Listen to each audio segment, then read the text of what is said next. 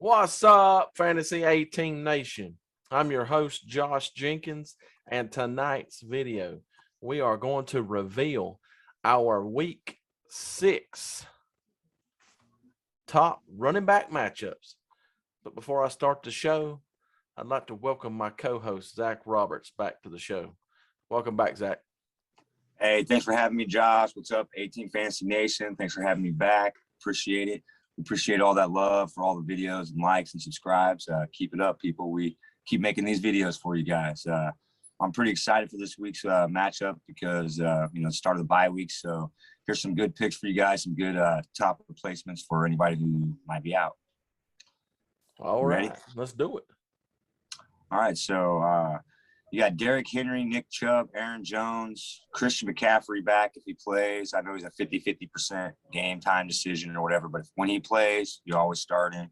And Austin Eckler, he had a great game last week, and he has been putting up the numbers when he's been playing. So with that said, I got number one, James Robinson versus Miami, their 31st ranked defense versus the run. I love this matchup. 18 carries for 149 yards and a touchdown last week, so he had a great week last week. He had 5 red zone touches. Look for him to have more of the same this week, and I look for him to get 125 all-purpose yards or more, and probably 2 TDs this week. So I think he's a solid play, and I love this matchup. Yeah, I agree. That Miami defense, they're ranked 31st against the run. And Robinson, he's a durable back. He's been consistent the last few years. He'll get you some good points. So throw him in your lineup if you can.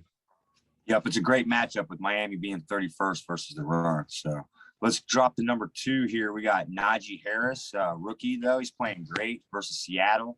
They're the 30th ranked defense versus the run. I love this matchup. He had 23 carries for 122 yards last week and a touchdown.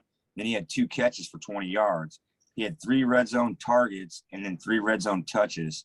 So they believe in this guy, guys. They believe in him a lot. And I look for him to have similar numbers this week.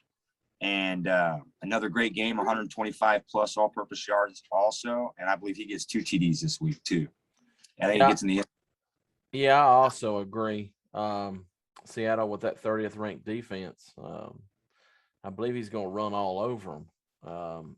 He's going to be a star in this league in the years to come. I believe he'll only get better when Big Ben retires and they get their future quarterback in place and get whoever that may be and get them going. But yeah, I believe his future's bright there in Pittsburgh. Absolutely. They're going to lean on him during the transition years between the new guy and Ben, for sure. So he'll have a lot of reps under his belt before that happens, even if it's at the end of the year. So Darrell Henderson's number 3. He's playing the New York Giants versus they're 28th versus the run. I love this matchup as well. He had 17 carries last week for 82 yards and a touchdown. He also had 1 catch for 17 yards.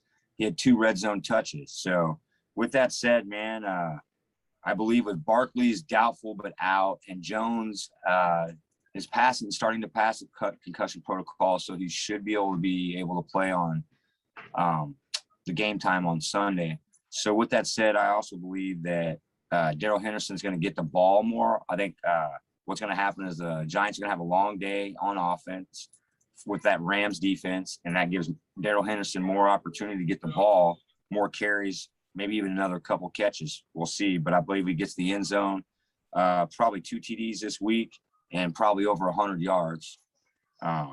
I believe his numbers will be bigger than they were last week, even though he had 17 carries for 82 yards. So still pretty decent. What do you think?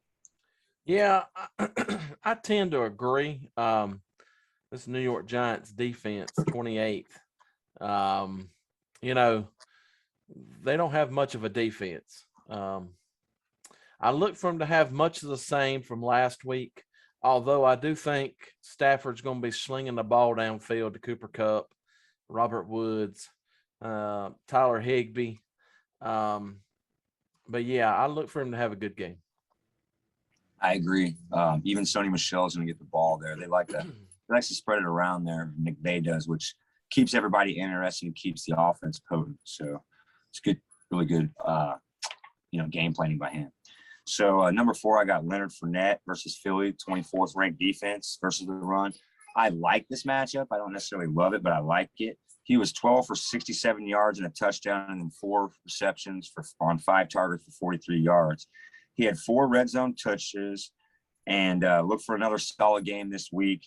He could be plugged in, I think, this week and started, even if he isn't if he was like one of your backups that you have on your team or hasn't been performing. I believe this week he will perform. He could play as a starter. So plug him in and play, people. Yeah, I agree. I believe he'll get some good touches. He'll tack on the yards this week. Philly, they are 24th against the run. Might not be as good as future games that he'll be playing in, but I look for him to have a big game. Yeah, they give up some yardage, so I think he's going to have a good game. Like I said, you could start him this week. I think he's going to have good numbers. Next on the list, number 5, Myles Gaskin for me. It could be him or Joe Mixon, either one. But I really like the matchup that Gaskin has versus Jacksonville at 26th ranked versus the run. I love this matchup, actually. He was only 5 for 25 yards rushing, but he had 10 catches on 10 targets for 74 yards and 2 TDs. So they really trust this guy once you get to the red zone. He had 1 red zone target and 3 red zone touches and 3 goal to go. So with that said, they want to give this kid the ball.